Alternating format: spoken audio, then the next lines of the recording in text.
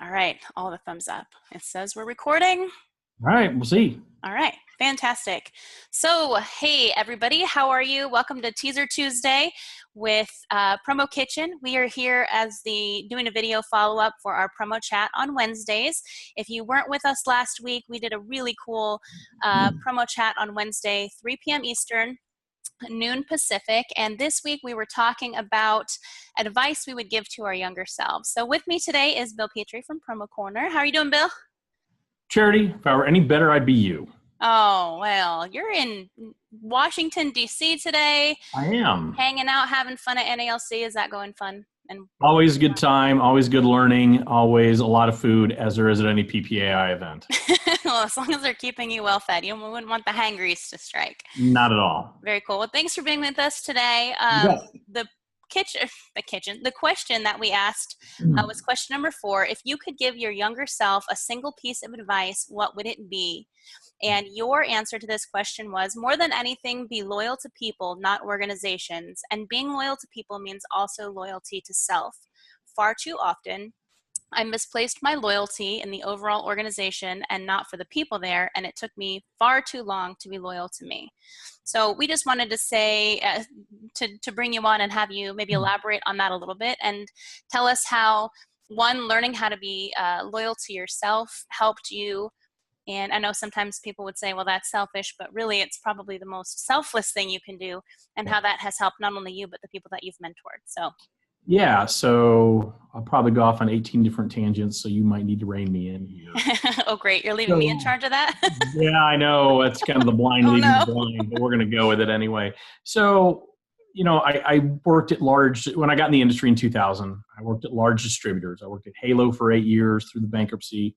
I worked at Summit Marketing for 3 years. I worked at a smaller distributorship in our industry called Guy Brown. They were actually the 5th largest office products company at the time, so certainly a larger company. And in all of those instances, I always placed my trust, my value in the organization and not the people.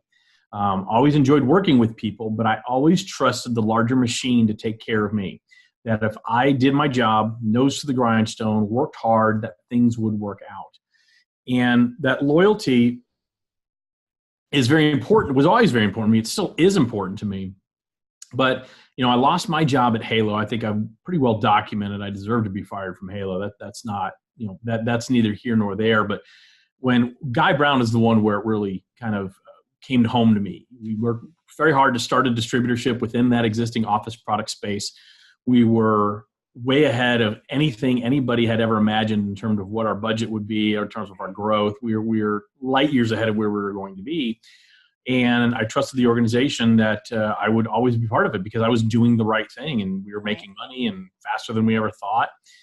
And when the office products industry combined and Office Max and Office Depot merged, I found myself out of a job because Guy Brown had their alignment with Office Max. And when those two merged, they bailed, went to Staples, and they didn't want a dinky little, it was about a $6 million promotional products company at the time. So it was meaningful to me, but it wasn't meaningful to them. And that sent me into kind of a tailspin. I'm not going to lie. I'd love to tell you that, man, I got up the next day and dusted myself off and by golly, it's going to be okay.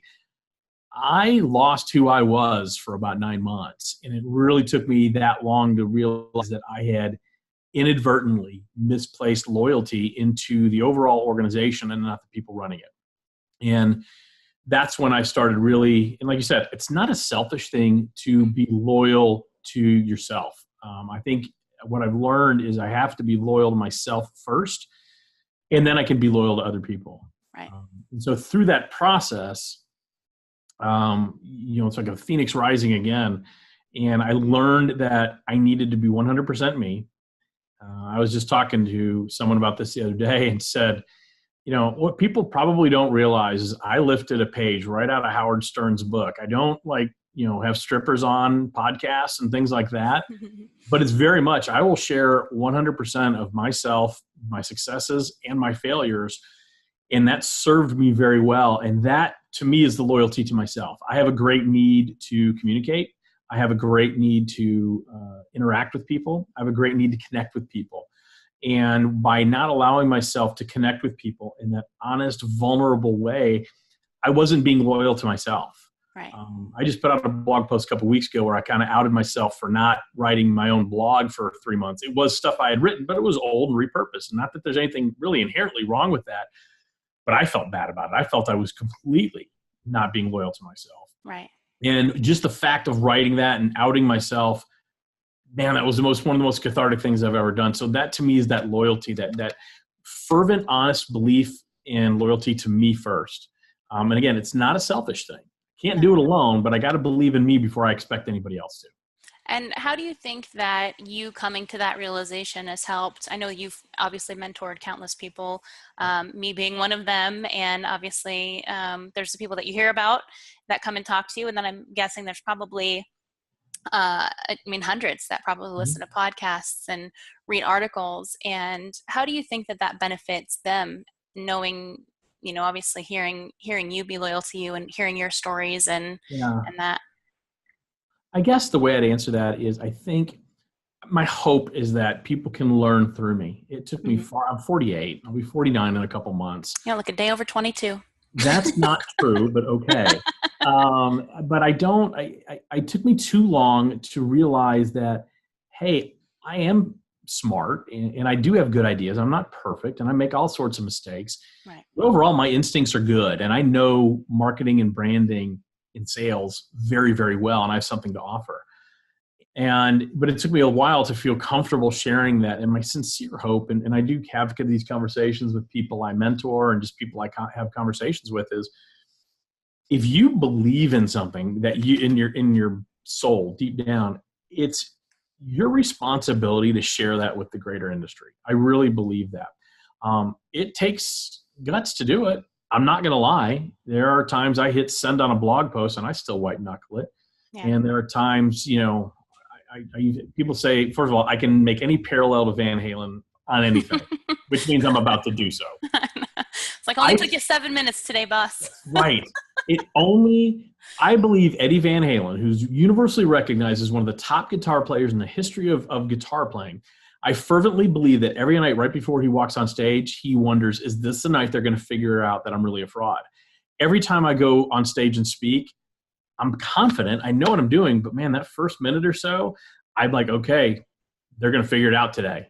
Or when I send out that blog post, they're going to figure it out today. So we all have to push through that fear. And that's what I hope my story helps people do is, look, I am not special. I work hard. I'm not the smartest, but I work hard. No one's going to outwork me. And by pushing through that fear, and we all have it. We all have that doubting Thomas right inside our head that tells you, you know what, you're not good enough. Right. And you got to push through that. And my hope is that my story helps people go, you know what, he's not that smart. And if he can do it, well, sure, I can do it. And that's really what I want, because the world is a much, much more lovely place when people are really themselves. Mm-hmm. And so that's what I hope. Cool. It's good to hear. I'm the same way, putting everything out there. I think it probably comes across as being a know-it-all sometimes, and I really hope that it's not, but really it's just, this is the experience that I've gone through. And these are all the times that I have stumbled, and I only can say this back to you because, man, I had to get burned by touching that stove so many freaking times, So cool. Well, thank you very much for sharing that. I know that it's, tough to sometimes put that out there, but I know that, obviously on PromoChat that day, that particular question got a lot of interaction, and we definitely appreciate being a part of PromoChat and PromoKitchen and for being here today. So enjoy the rest of your time at NALC, and see you Wednesday, maybe. Probably not, but thank you. Probably not. Well, you'll be there in spirit. We'll throw out a Van Halen reference for you. I will pop in just for one Van Halen reference. Just one GIF. Right. All right. Awesome. Thanks, Bill. Have a great day. Bye-bye.